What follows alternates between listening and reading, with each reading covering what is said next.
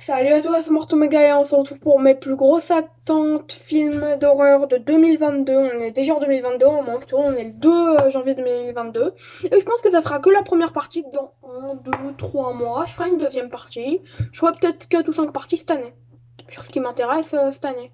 Je sais pas, genre 3 premiers mois, 3 premiers. Le premier trimestre, deuxième trimestre, troisième trimestre, quatrième trimestre. Mais là, ça compte 15 films qui vont jusqu'à août, je crois. Juillet peut-être. Et il y a même des films qui n'ont pas de date en française. Ils ont des dates aux États-Unis, tout ça. Ils n'ont pas de date française. Voire ils sont déjà sortis. Je propose de commencer.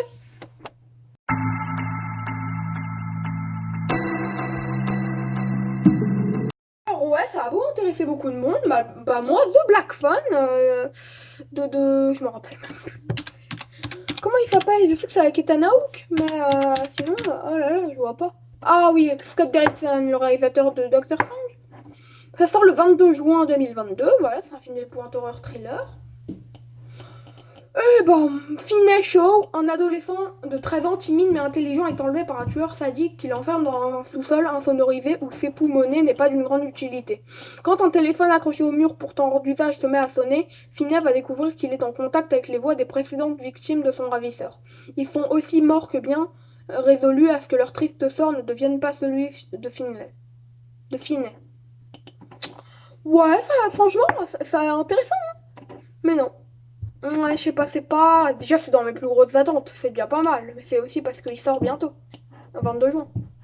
C'est pour ça que c'est dans mes attentes. Mais sinon, ouais, il y a des films bien plus intéressants. J'arriverai même pas à vous le vendre.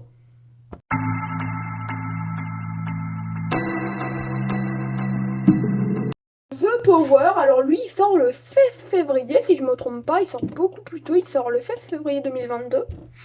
Mais ouais, ça a l'air d'être une histoire d'horreur classique. Il y a l'air d'avoir quelques petits trucs, hein. Il y a l'air d'avoir quelques bons trucs. Mais sinon, à part ça, bah voilà.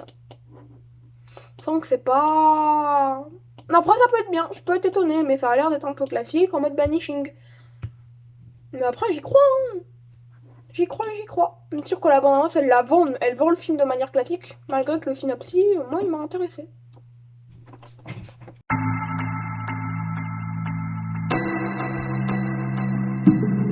Orgue d'Hugo Cardozo, bah ça, c'est un des prochains DVD que je vais avoir. Parce qu'il sort directement en DVD, normalement, je le précommande fin janvier, fin de ce mois-ci, puis je l'ai le 17 février 2022. Qui tombera donc un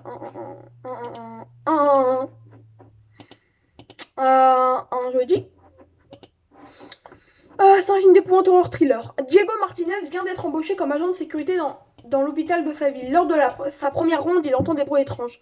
Il voit ensuite le corps d'un homme qui l'a tué précédemment dans un accident de voiture. Alors que des phénomènes inquiétants se multiplient, il va réaliser qu'une force inconnue le maintient enfermé dans cette morgue. Moi, il m'intéressait à la base parce que c'est paraguayen. Voilà, c'est un petit film paraguayen. Et je me suis dit, bah ouais, ça peut être tentant. L'histoire là aussi a l'air classique, mais la bande-annonce, elle m'a un peu fait flipper. Franchement. Je sais pas, avec un peu de chance, ça va être bien.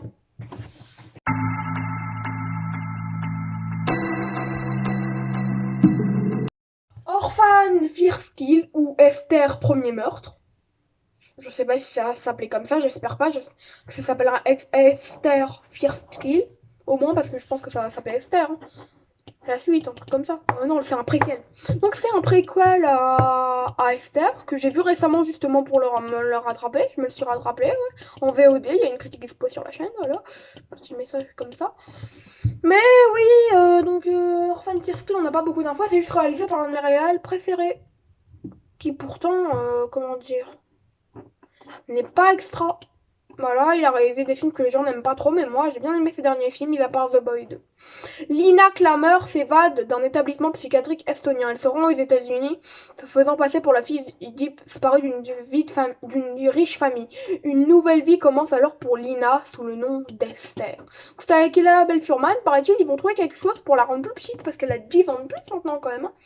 12 ans de plus. Elle avait 12 ans au moment. 11 ans même si on compte le tournage, tout ça. Elle avait 11 ans au moment où elle a tourné la première fois. Franchement, j'espère que ça va aller. Parce que là, waouh! Waouh, waouh, waouh! Comment elles vont faire pour la rapetisser. Mais ça peut être intéressant, franchement. Moi, je suis toujours pour un film de William Brandbell.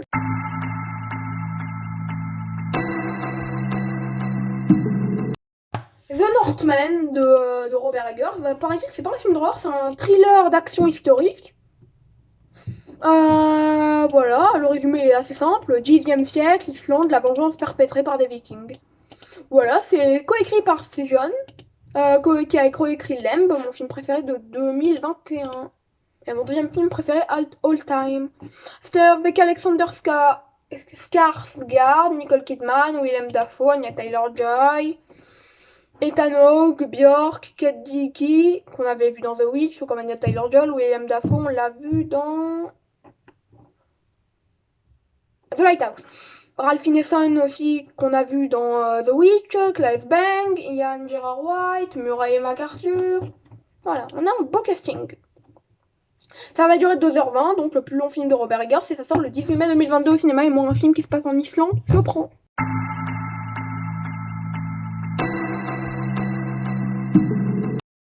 Inexorable de Fabrice Duwels. Alors, c'est ce genre de film qui. On n'a pas beaucoup d'infos aussi. Il m'intéresse pas forcément plus que ça, mais il y a un truc qui fait que je m'y intéresse. Un petit truc. Devinez c'est quoi? Si vous me connaissez bien, vous savez. C'est The Joker Film qui le distribue en France. Tout simplement. Et puis, ça a l'air d'être un bon thriller. Marcel Belmer, écrivain, ne trouve plus d'inspiration depuis son premier roman à succès. Il y emménage avec sa femme, l'éditrice Jane Drahy, et leur fille dans l'immense demeure familiale dont ils viennent d'hériter. Mais une étrange jeune fille, Gloria, va s'immiscer dans la vie de famille et déclencher une série d'événements inexorables. Je crois que inexorable, ça veut dire qu'il ne peut être fléchi par des prières, sans pitié en gros. Voilà, bah moi ça m'intéresse surtout parce que c'est Joker Film, parce qu'on a ni d'affiche ni de bande-annonce. Mais je fais confiance. Moi, The Joker Film, je leur fais toujours confiance. La seule fois où ils m'ont déçu, c'est Teddy. Là, vraiment, Teddy, ça m'a et pourtant, il était bien. Mais c'est un truc trop spécial pour moi.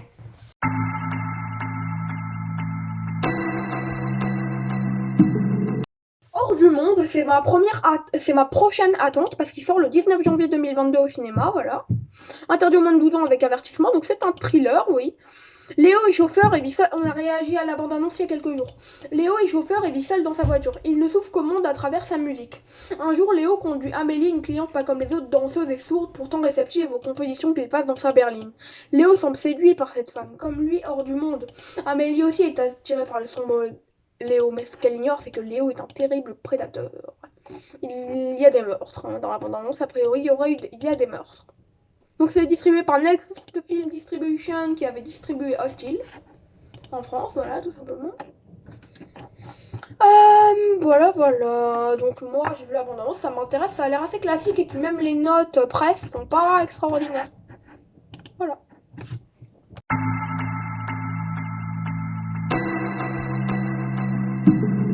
The Medium de, je vais écorcher son nom, Bonjang Pisontanakun, avec Darilia Gulman Kolpek et Sawani Uthuma et Sirani Yankitikan. J'ai un très mauvais accent. Bah, c'est distribué par The Joker Film, mais il m'intéressait déjà avant sa distribution. Ça, je vous le promets, il m'intéressait déjà avant, j'en avais entendu parler. Jonathan Asia en avait parlé, il avait pas dit que c'était pas extra, mais que c'était bien quand même. Donc, moi, je suis intéressé, voilà, discrètement. Et je me dis pourquoi il sortirait pas en France. Et si The Joker Film le prend, le Nessun Beer, puisque ça va être direct en VOD, bah, je me suis dit yes. Une équipe de films vient tourner un documentaire sur le chamanisme dans un village thaïlandais. Il s'intéresse tout particulièrement à Nim, une chamane habitée par un esprit qui se transformait de génération à génération dans sa famille. Mais le tournage va prendre une tournure terrifiante. Ça, c'est dans la BO, ce que je vais vous dire. Mais il y a une nièce de la famille de Nim, je crois, une nièce de Nim, qui va être possédée. Voilà. Un petit film de possession pas piqué des hannetons. Ça peut toujours être bien. Je prends. Je prends. Oui. Allez.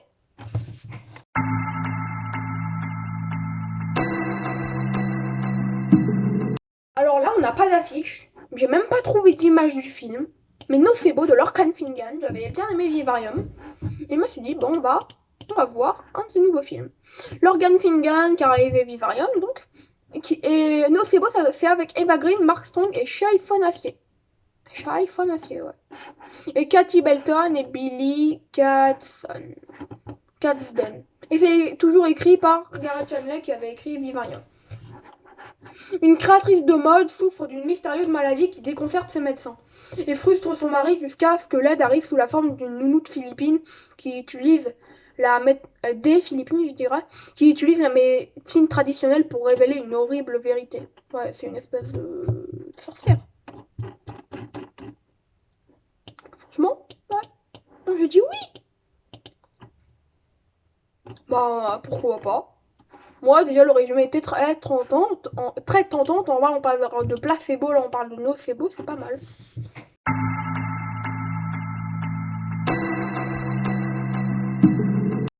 Deuxième William Brandtbell de la liste. Peut-être qu'il sortira en 2022 ou début 2023 parce qu'il a commencé le tournage en septembre 2022. Ouais, donc ça fera peut-être deux William Brandtbell en 2022. Bah moi je dis oui.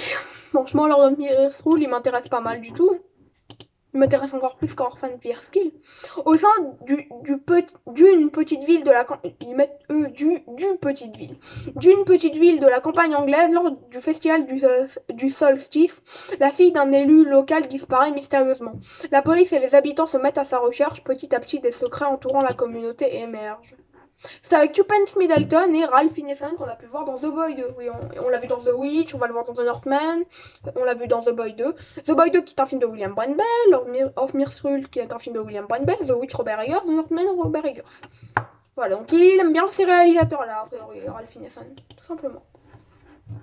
Intéressant.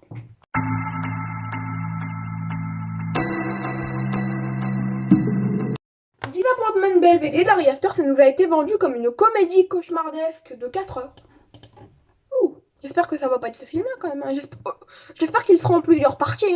Hein. Une ou deux parties. Après, moi, je veux bien le regarder d'un coup, mais ça va me prendre une après-midi, quoi. Admettons, si je le commence à 13h, je finis à 17h.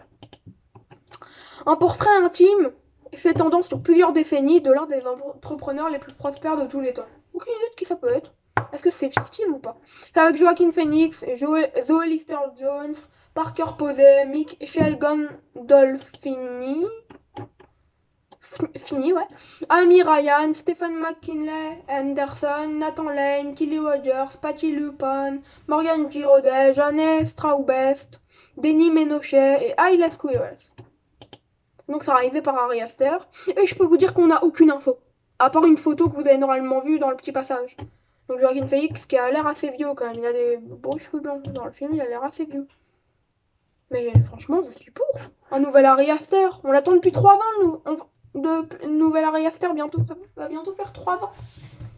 Hérédité et Midsommar, 1 an. Là, entre Midsommar et 3 ans. Oh.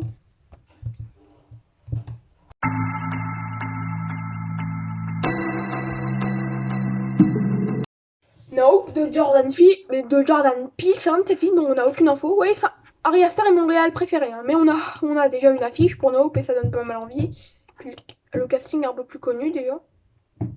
Mis à part Joaquin Phoenix, bien évidemment, mais le casting global est plus connu, si vous voyez.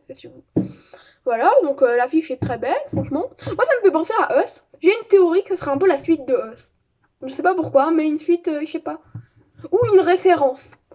Parce que Adélaïde, dans Us, elle dit « Je ressens comme un nuage noir au-dessus de ma tête. » Qui planerait sur nous, un gros nuage noir. Nuage noir. À moins que ce soit un blanc qui est tout simplement dans l'ombre. Mais franchement, si c'est une ref à Us, franchement c'est incroyable. Mais je pense pas que ça soit la suite de Us. C'est une théorie beaucoup trop folle. Mais bon, on est comme Landry ici. Hein.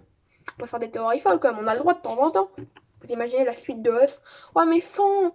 À moins que Lupita Nyong'o ne soit tout simplement pas nommé. Attention. Oh, la suite de Get Out. Non.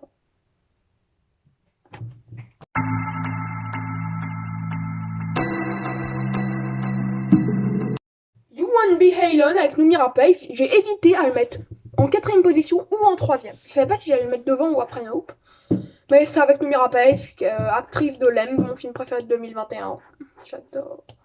Donc il y a l'abondance déjà donne super envie. C'est un film macédonien et australien. Voilà, c'est réalisé par Goran Stolevski qui est un nouveau réal dans le monde des longs métrages parce qu'il a réalisé plein de courts métrages après ce que j'ai vu sur IMDb. Regardez-moi cette bande-annonce, on a réagi, je crois, ouais qu'on a réagi. Et bah franchement, ma réaction, vous devriez la voir. Vous apprendrez plus de choses. Voilà.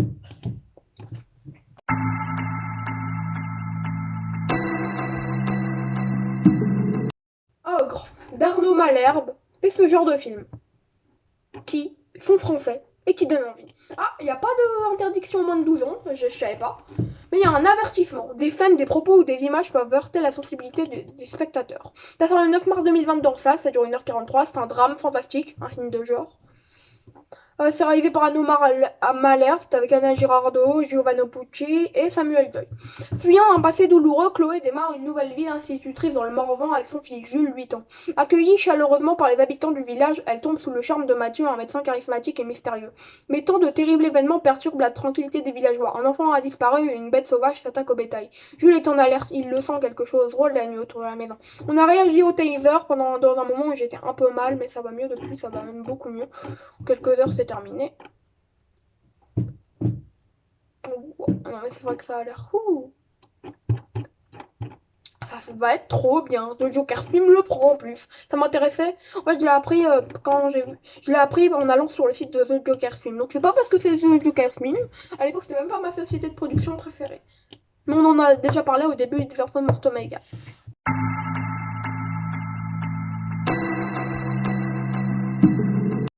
Pan Hotoja. Haching Ego. Appelez-le comme vous voulez. Moi, je l'appelle Pan Hotoja ou Ego. Mais pas très souvent Haching. Ça m'arrive pas. Bah, c'est un film qui devait sortir le 18 août 2021 au cinéma. Au cinéma. Au cinéma. Au cinéma. Au cinéma. Il sort le 2 mars 2022 en DVD. Pour VOD, quoi. Par Lonesson Beer, donc c'est la filière VOD de Joker Film. Tinia a 12 ans, sa mère la pousse à faire de la gymnastique, exerçant sur elle un perfectionnisme malsain.